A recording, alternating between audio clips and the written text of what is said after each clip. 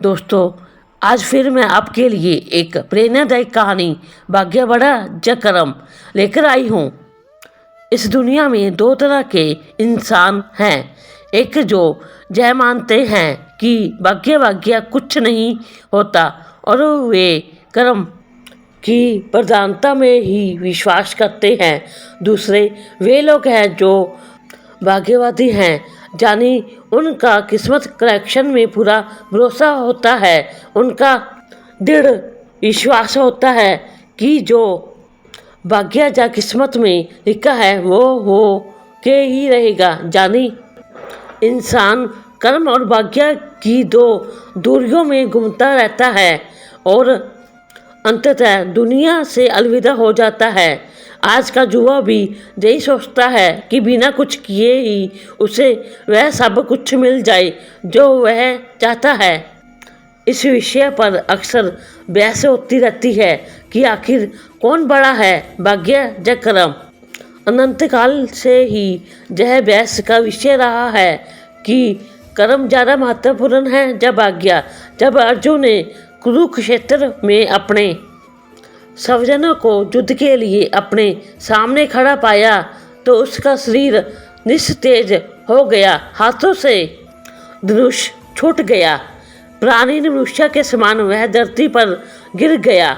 तब भगवान श्री कृष्ण ने उसे गीता के कर्म ज्ञान का उपदेश दिया।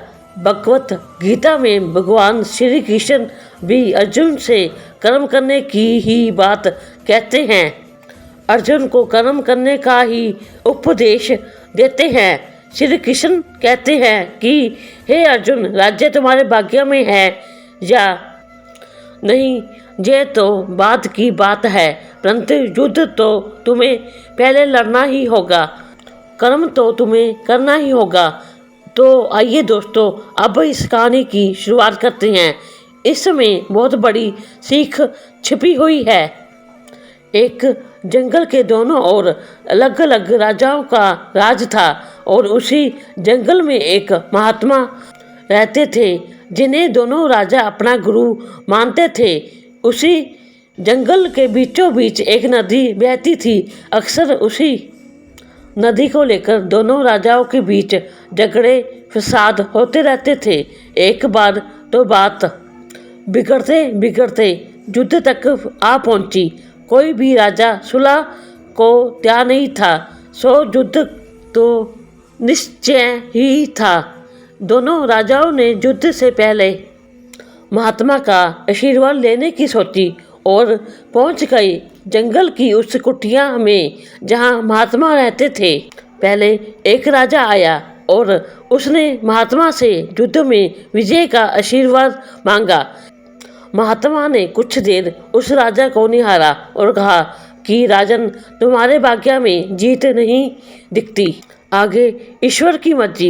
यह सुनकर पहला राजा थोड़ा विचलित तो हुआ, फिर उसने सोचा कि यदि हारना ही है तो पूरी ताकत से लड़ेंगे, परंतु यूं ही हार नहीं मानेंगे, और अगर हार भी गए तो हार को भी औरों के लिए उदाहरण बना देंगे, परंतु आसानी से हार नहीं मानेंगे।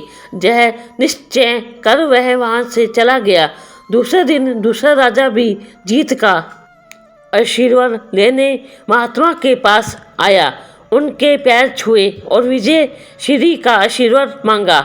महात्मा ने उसे भी कुछ देर निहारा और कहा कि बेटा, भाग्य तो तुम्हारे साथ ही है। यह सुनकर राजा तो खुशी से भर गया और वापस आकर निश्चिंत हो गया, जैसे कि उसने युद्ध तो जीत ही लिया हो। अंततः युद्ध का दिन आया।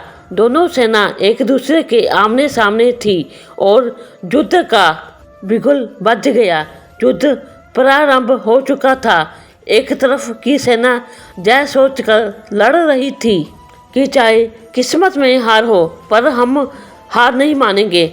हम अपना सर्वश्रेष्ठ कोशिश करेंगे, अपना सर्व झोंक देंगे।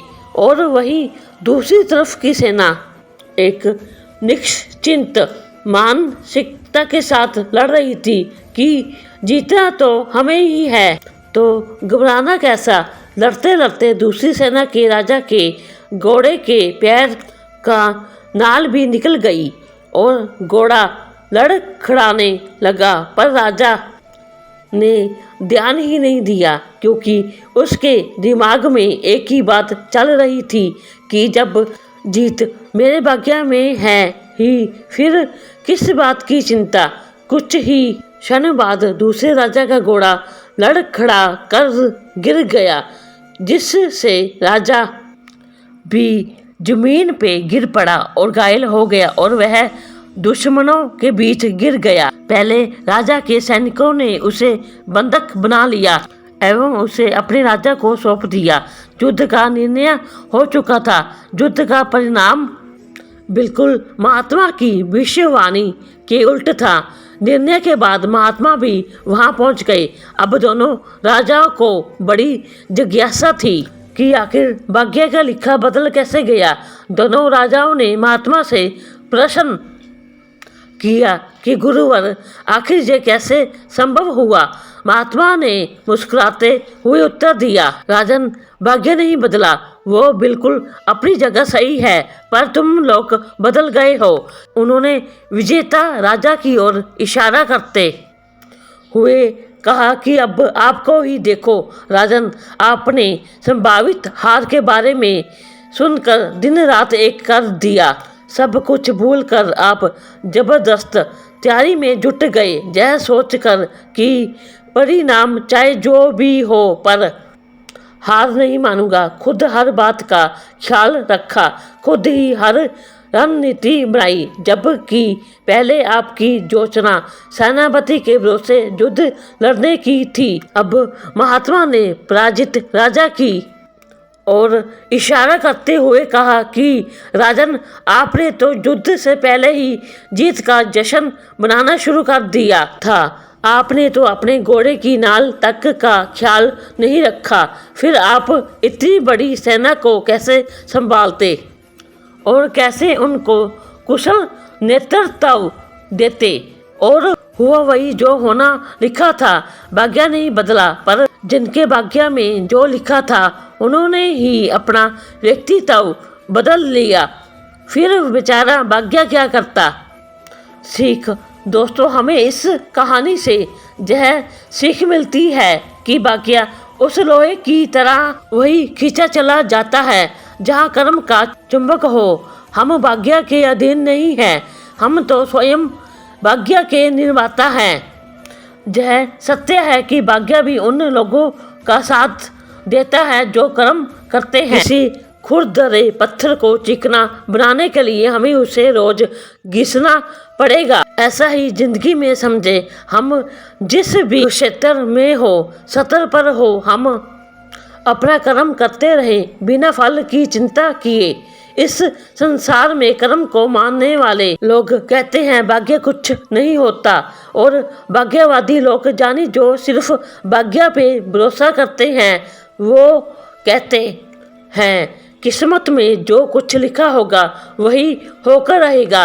अर्थात इंसान कर्म और भाग्य इन दो बिंदुओं की दूरी पर घूमता रहता है और एक दिन इस जग को अलविदा कहकर चला जाता है। दोस्तों, मैं आशा करती हूँ कि आपको यह कहानी पसंद आई होगी। मेरी कहानी सुनने के लिए आपका बहुत बहुत धन्यवाद। आपको कहानी कैसी लगी लाइक और कमेंट करके बताएं, इससे मुझे हौसला मिलता है। और अपने दोस्तों को शेयर करें, और अगर आप नए हैं तो मेरे चैनल को सब्सक्राइब करें और बेल आइकन का बटन दबाएं।